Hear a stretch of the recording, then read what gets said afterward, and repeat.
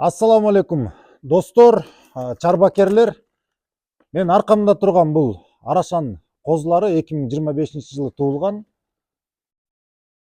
Буларды көрсөтүп атканыбыздын себеби 2025-жылы туулган козулардын боюна, тышкы келбетине жана генетикасына дагы бир көңүл буруп өтүңүздөр. Бул болсо Атилла аттуу кочкордун ургачы козулары.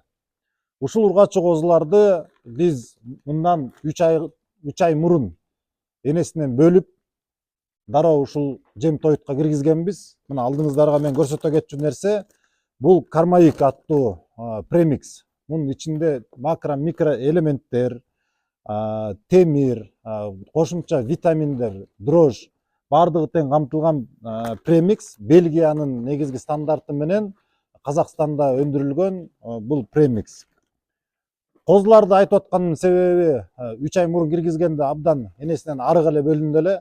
Мына ошондо кыркылып, дары-дармектер берилип, мына жем менен бүгүнкү күндө кошулуп, ушул премиксти кошуп берип атабыз. Бул премикс өзгөчө бойго жана ошондой эле күнүмдүк салмак кошууда жана өзүнүн сөбөк баштыгына мындай өтө мыктылыкты кошо турган премикс. Ошол себептен биздин бүгүнкү чарба кармаик аттуу премикс менен колдонуп, жакшы бир жетишкендиктерге жетип атабыз. Баардыгыңыздарга тең сунуштайбыз. Номерди астына калтырып коебуз.